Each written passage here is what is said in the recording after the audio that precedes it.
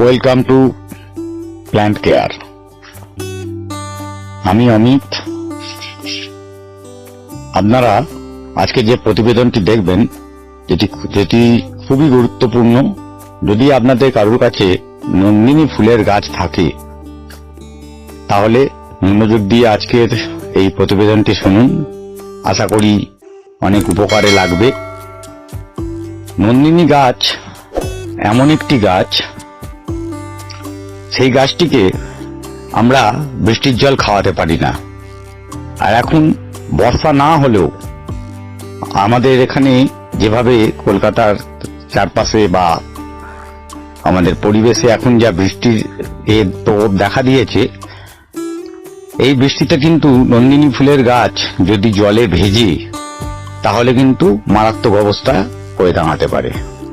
আশা করি সকলের গাছেই এখন ফুলে ভর্তি। আপনারা পরিচর্যা করে সুন্দর করে গাছগুলোকে তৈরি করে তুলেছেন। সেই গাছ সুন্দরভাবে যাতে থাকে সেই জন্য গাছগুলোকে বৃষ্টির জল খাওয়াবেন না।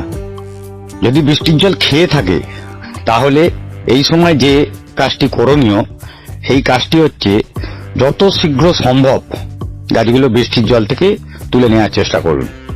বৃষ্টির জল থেকে তুলে যদি আপনাদের কাছে কোনো সিস্টেমিক ফাঙ্গিসাইড থাকে বা কন্টাক্ট সিস্টেমিক ফাঙ্গিসাইড থাকে, গাছে স্প্রে করে দিন।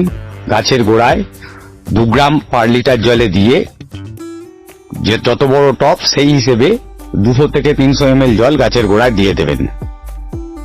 গাছের মাটি যদি শুকনো থাকে তবেই কিন্তু অতখানি জল দেবেন, আদারওয়াইজ অতখানি জল দেওয়ার প্রয়োজন নেই। আরেকটি কথা, ভবিষ্যতে আপনাদের এই গাছগুলোই কিন্তু আপনাদের একটি বড় গাছের আকার ধারণ করবে। তার কারণ নন্দিনী গাছ কিন্তু সুন্দর বেড়ে ওঠে আমাদের এই গরমের সিজনেই। ঠান্ডার সময় নন্দিনী গাছ বাড়ে না, আমরা ঠান্ডার সময় শুধুমাত্র তৈরি করি গাছটিকে। এই গাছগুলো আপনাদের পরবর্তীকালে মাদার গাছ হিসেবে কাজে লাগবে। মাদার গাছ ইন দ্য সেন্স, এই গাছগুলো থেকে আপনি নতুন গাছ তৈরি করতে পারবেন না ঠিকই, কিন্তু মাদার গাছ হয়ে থাকলে আপনার কি সারা বছর ফুলের একটা প্রবণতা থেকে যায়। আপনি যদি গাছগুলোকে এখন সুন্দর করে তৈরি করে নিতে পারেন তাহলে ভবিষ্যতে আপনাদের গাছগুলো প্রচুর ফুল দেবে। এই প্রচুর ফুল দেওয়ার জন্য আপনাদের এই এখনই আরেকটি জিনিস করণীয়, যেটা কিছু খাবারের প্রয়োজন আছে। এই গাছগুলোকে আপনারা এই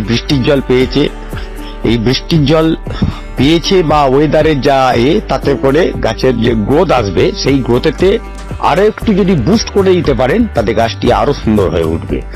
সেই জন্য আপনাদের কাছে যদি কোন রকম এনপিকে থাকে, সেটা ব্যালেন্স এনপিকে হতে পারে বা কোন রকম ব্যালেন্স এনপিকে বলতে এই 19-19-19 বা 20-20-20 থেকে এরকম ধরনের যদি কোনো এনপিকে থাকে, সেই এনপিকে ইউজ করুন।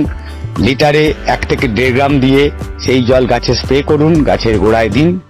আর আদারওয়াইজ আপনার 13-16-45 এই টাইপের যদি কোনো এনপিকে থাকে তাহলে আপনাদের এতে আপনার মিডিয়াম নাইট্রোজেন, 0 ফসফরাস আর হাই পটাশ, এই পটাশিয়ামের জন্য গাছে প্রচুর পরিমাণে কুঁড়ি এনে দেবে, গাছকে আরো সুন্দর আপনাকে ফুল ফোটাতে সাহায্য করবে।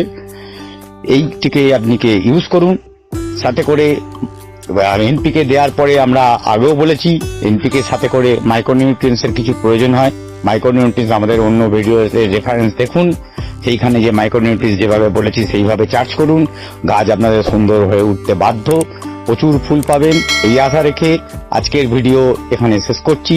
যদি আমাদের প্রতিবেদনটি ভালো লেগে থাকে আমাদের চ্যানেলটিকে সাবস্ক্রাইব করে নিন। নমস্কার।